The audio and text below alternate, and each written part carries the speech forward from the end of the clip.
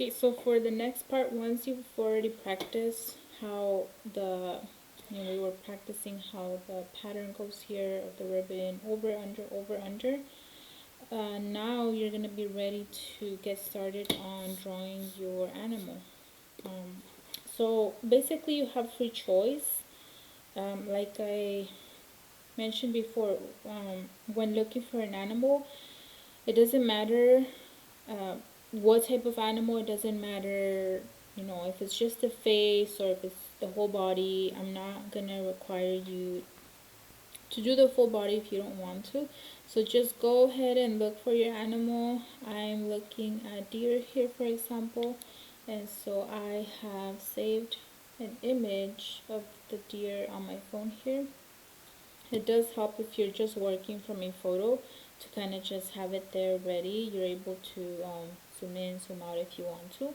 Or you can print it out, or you can, whatever it is you gotta do to help you just get the picture on your paper. That's the first step. Obviously, you just gotta draw your outline. So we're not really focused much on all of the details. So pretending this is my paper, right? This is the paper. I have my picture here. A trick, if there's different ways of transferring images. Like I said, this one's just the outline, so we're not really trying to get every single detail perfect. But if you're familiar with the grid, you could do that. You could simply just do like a quarter, 4/4 grid. Or simply just kind of like look at the photo and start drawing. Look at where the edges are. For example, the edge of the paper, straight. If the edge of the paper is really close to the ear, those are the things you want to look at. How far is the nose from the bottom, and so on. So I'm gonna go ahead and just kind of very loosely sketch this out. I'm gonna measure a little bit. The ear is here, and it goes.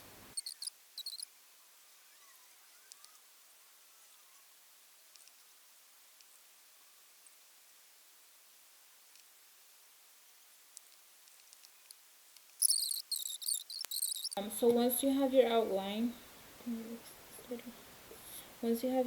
of your animal, you kind of are gonna want to remember a little bit what we talked about for the contour. You can look for an outline drawing of your animal to help you out. It really, it doesn't matter as much for this project. All I want you to have is a basic outline of an animal. So if it's easier for you to just look up a drawing, like a line drawing, go ahead and do that. Then once you have your line drawing here of your animal, the next thing is you want to treat it as separate shapes. So there's like this oval shape here, there's another shape there's like this cylinder here, a bigger oval there. So you want to go kind of shape by shape, sort of, not really, but just make sure that you're not just doing, straight lines across all the face. If you make a line here, you're stopping wherever, the face is there, and then continuing and so on. If you make, for example, a line here, you stop right where the nose stops. You don't just make a checkerboard pattern. Because it's not gonna work out. It's not gonna look. It's gonna look flat. The goal for this assignment is for you guys to turn, simple drawings, simple 2D drawings into more three-dimensional. Have depth in it, and you do this by wrapping around the form, the shapes. So decide where you want to start. I'm gonna simply just gonna go ahead and start here on this neck part here. I'm gonna treat that as its own shape, and I'm gonna go ahead and start kind of doing a little bit of what we did here. If you remember, I had the circle, right, and I just started doing the lines from top to bottom. So I'm gonna decide here whatever side I want to start. If I just want to go, I'm actually gonna go like side to side first, and basically again, the lines you make, remember, two lines will make up a ribbon, right? If you, for example, make just one line, um, then the next line next to it, these two are the ribbon. So you gotta make sure you have, depending on the shape, you have the exact amount of lines if you want them to be even. So, and I would like for you guys to do variety and widths. They don't all have to be the same. You could have some smaller, you could have some larger, like we did, like you have, like I did here. These are thicker, some are, very thin. So have some variety. Make it, ¿cómo se dice? Diferente. Just, they don't have to be perfect. Again, I'm just kind of wrapping my form here with lines. So I'm doing some contour lines and so on. And I have, my horizontal lines. Now I need to do my vertical lines. And again, just think about, how, if you want your ribbon to curve a little bit, do the line a little bit curved instead of just straight. Like you could see I kind of curved this line a little bit. So have some variety. If the other one you don't want it too curved, maybe this one you do want it curved, and so on. And like I said, you're kind of think of it as you're making two lines to be one ribbon. And that you'll visualize it a little bit better if you kind of see it that way. If you just do lines, it's a little bit harder to visualize. And actually, I don't need this anymore here. So I've done both my horizontal. Now I've done the vertical lines as well. So this is kind of what it should look like at the beginning, at the start. It just kind of looks like a little checkerboard pattern. And you're going to do that to all the areas. Now here on the body, as you can see, the body kind of is like this, like oval shape here. So I'm going to actually kind of do some lines this way that kind of wrap around the form instead of just doing straight lines like that. Remember, your goal is to wrap around the form, not just do straight checkerboard lines. So I'm going to start here.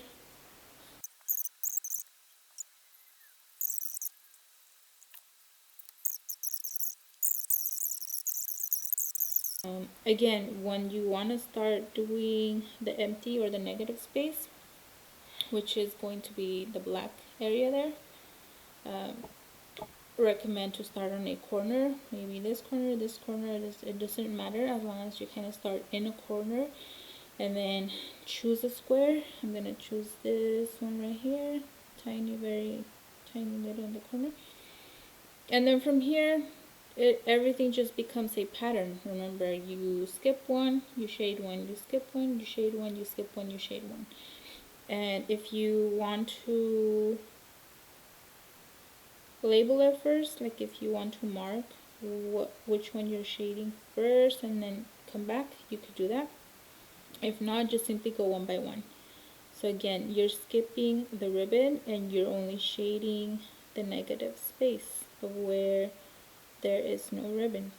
And a ribbon, like I mentioned before, is a space of those two lines. So, and if you decide, for example, me, I kind of went a little too small with the ribbons. You don't have to go super small. It just depends on your interests, like how you want the final result to look. Empty space, ribbon, empty space, ribbon, empty space, ribbon, empty space, ribbon, empty space.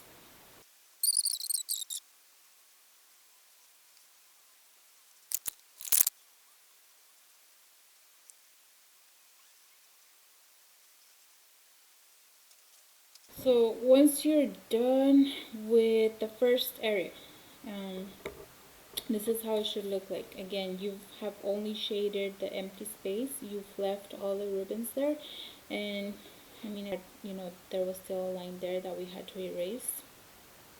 So it's going to be the same process. You're going to have to go back to each one and decide which one's going over, which one's going under.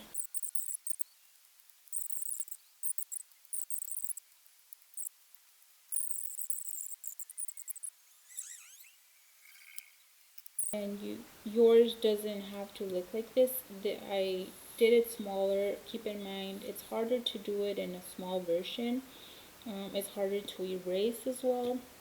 So it's better if you just do it bigger, and maybe do your ribbons, your lines a little bit thicker.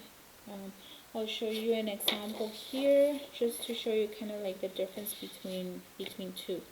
So let's see if I do it this way. You have this little bear here, and then kind of like another deer here. See how you are also able to achieve it just with thicker thicker ribbons, as long as you treat each shape, like I said, individually. So the legs should be separate from the body and so on. So you don't have to go small, but I do want you to have some variety, so not all the same. You see this ribbon here is very big, but then this one's kind of like smaller, then it gets a little bit bigger again, and so on.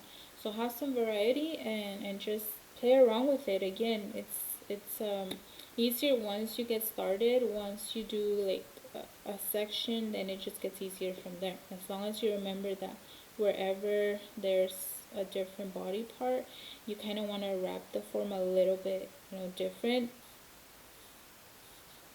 This is what you do not want to do. Okay, this is not gonna bring any form to your drawing. It's not gonna bring any dimension, even though it's kind of like the same idea, and you could still kind of do, shade, empty space, ribbon, empty space, ribbon, empty space, ribbon.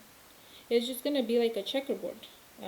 It's not gonna have the form of the animal that you chose. It's just simply gonna be flat.